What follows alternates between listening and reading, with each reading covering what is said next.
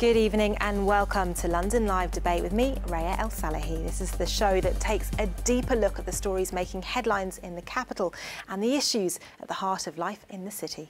And joining me to pick apart what's in the news this week, a trio of leading Londoners. First up on the panel is Nicola Whitaker, a former gang member who now runs a mentoring scheme for young Londoners trying to escape gang life and has written a book about her experiences growing up on Brixton's streets. Next up is Patrick Sullivan, the founder and leader of the country's youngest-run non-partisan political think tank, Parliament Street. Patrick's a keen Brexiteer and a former senior campaign officer for the Conservative Party. And last, but by no means least, Tunde Okawale, an award-winning barrister whose experience growing up on a Hackney council estate led him to set up Urban Lawyer, a charity which educates young people about their legal rights and supports those from non-traditional backgrounds into the legal profession. Now, tonight's panellists will share their thoughts on the topics making headlines in the capital, and starting with an issue which, in the early hours of this morning, led to a young Londoner becoming the 12th teenager stabbed to death on the city streets this year. It comes in the week Sadiq Khan's called on YouTube and its parent company, Google, to take a tougher stance on videos which he says encourage knife crime. The mayor called on the firms to remove films and prevent them from reappearing. And according to Mr Khan, Scotland Yard has reported 4 violent videos since Christmas, but they're yet to have been taken offline. Let's just take a look at what he's had to say. Knife crime and gun crime has been increasing across the country for a period now. The police are working incredibly hard. There's a specialist team of 80 officers in London. There's been an increased use of intelligence-led stop and search. We're playing our part. We've invested a record amount in tackling the issue of knife crime, diverting young people away from gangs, making sure that we provide schools with wands so they can detect people carrying knives. All of us have a role to play. And what's disappointing is that YouTube and Google are being told about specific videos being used to incite violence, to encourage others to retaliate or use violence. And rather than YouTube and Google following the advice from the police and taking down these videos, they're still up there. And these 4 particular videos have been viewed now by more than 350,000 times. And it beggars belief that when they're told videos could be inciting violence, they're not taking them down. Today's me making it quite clear to YouTube and Google what my expectations are. What may be innocuous to you and me, a video at a particular park or a particular street, actually is sending a message to a rival gang saying, you know what, one of your gang was stabbed on this street, or one of your gang was murdered on this street. And that's why the police take these videos very seriously. And so my message to YouTube and Google is, if it's the case that these particular videos aren't breaching your guidelines, you've got to toughen up your guidelines. But once the police get in touch with you and tell you there's an issue in relation to videos inciting violence, you should take them down immediately. And if it's the case that YouTube and Google are going to work with us and work with the police to respond in a sensible, responsible manner, we'll have to consider lobbying the government about changing the law. So let's hope that YouTube and Google see sense. We'll work closely with them on a whole host of issues, from tackling online hate crime, from working with them to stop radicalisers using the internet to turn young people into extremists. And similarly, I'm hoping YouTube and Google will take a sensible approach to work with us to make sure these videos which incite violence are no longer on the social media. Mayor Sadiq Khan speaking there. Now, Patrick, one of our panellists this evening, you set up an organisation, a think tank, which aims to connect young people with the workings of the likes of Sadiq Khan and politicians like him. Do you think he's onto something here, that we need to engage with social media sites more on a policy level? Absolutely. I mean, we're in a brave new world now. I mean, most of these companies didn't exist 20 years ago. But they have responsibility for the content that is on their platforms. This is not about freedom of speech. YouTube is a platform that is owned by a company, and that company is Google. Google is responsible for the content that it allows on its sites.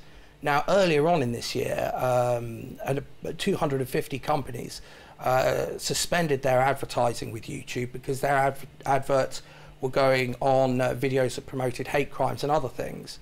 Part of that, those 250 companies, were the Cabinet Office.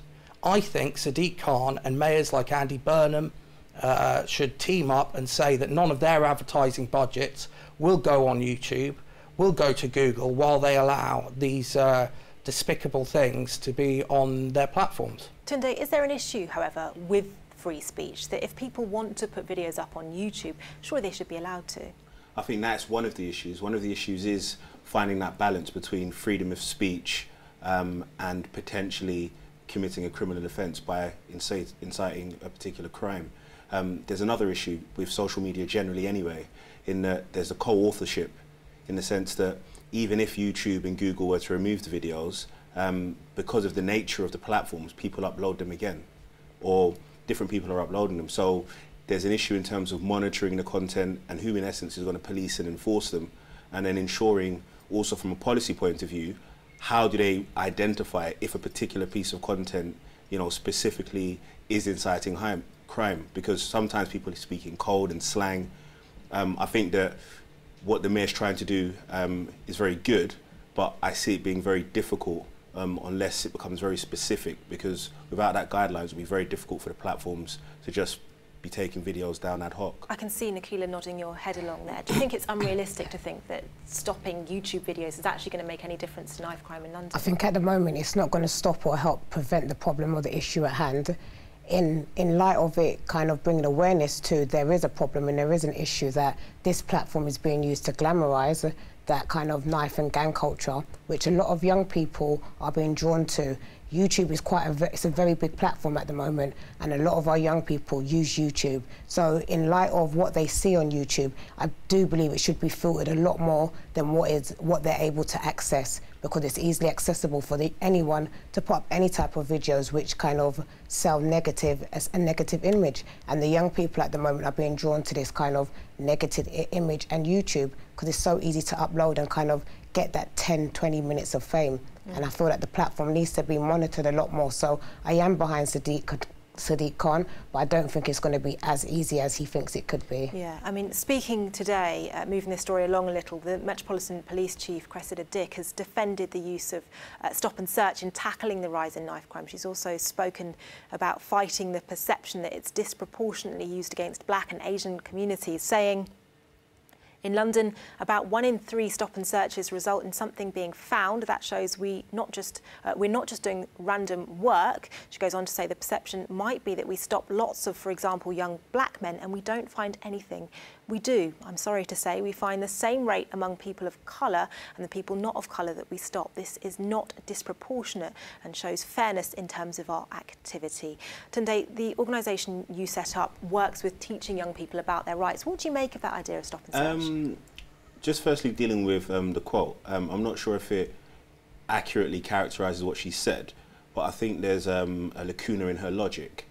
If you're disproportionately stopping a specific group, then it'd be very difficult for you to say that what you find is the same in relation to other groups, because you're not stopping the same amount of people. So I think that we need to be very careful about reliance that's placed on certain numbers. It's a fact that Black men are disproportionately stopped and searched. And that's a wider issue, because it's not only the issue of stop and search, it's also the treatment that young Black males have in the criminal justice system generally. I think that stop and search as a method of detecting crime is fine, but it's the way that it's applied that's the issue. Generally, the public has no issue in relation to stop and search because it keeps the streets safe, but there needs to be fairness in terms of how it's applied. It's not only young Black males that carry knives. Patrick, in your former life, you were a Conservative campaigns officer, a senior campaigns officer. Yeah. Do you think the government's doing enough on this issue? Could more be done? Well, I mean, Theresa May was very important in sort of changing the rules regarding stop and search. I think that the government could be doing more. People don't feel safe in the streets anymore, and we've seen a rise in gun crime and in knife crime this year, and the same is true of other major cities which have stopped stop and search.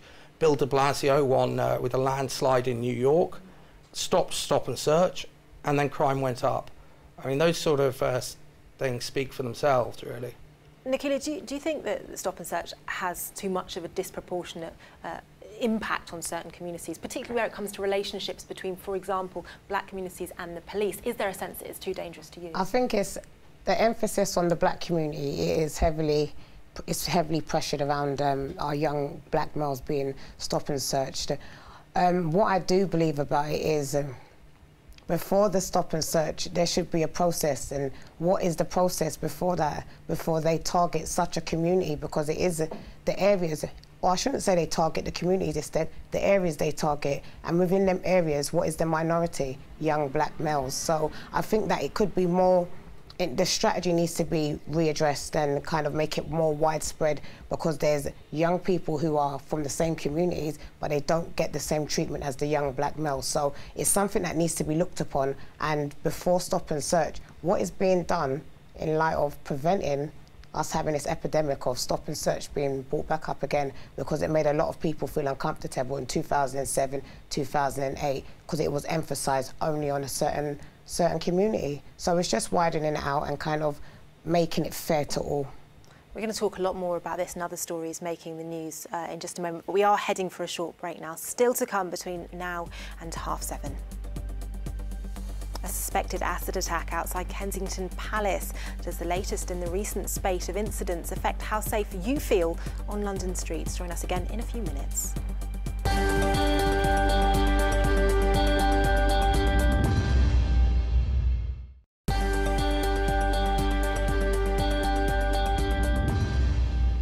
Welcome back to London Live Debate. I'm Raya El-Salehi, and joining me to take a closer look at what's in the news this week, ex-gang member turned mentor and author Nicola Whittaker, the CEO of think tank Parliament Street, Patrick Sullivan, and the barrister and brains behind charity urban lawyer Tunde Okawale.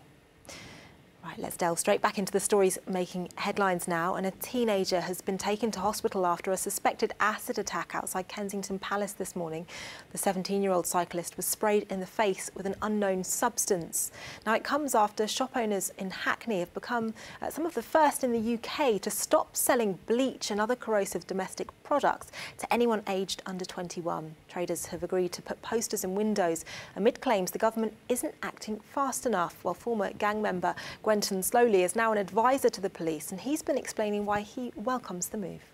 I think it's really good to see Hackney taking a stance first and foremost, because this is really horrific, the acid attacks that's happening on the general public. So it's really good. I've been in conversations with the Mayor of Hackney over the past couple of weeks over different things, and he also supports the stance that Hackney's taking on this acid attack epidemic. It's good to see that the shopkeepers have come on board and also supporting the movement to say, look, no longer will we be suffering in silence. We'll all come together as one community as we are in Hackney and stamp out the nonsense that's been going on for far too long now.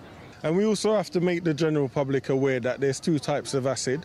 We've got the acid that will burn through a plastic bottle, and then we've got the more common acid that we're seeing now, where people are concocting other ingredients together. That's making a different acid that could be held in a plastic bottle and go undetected in a stop and search when the police are doing their regular checks in the community.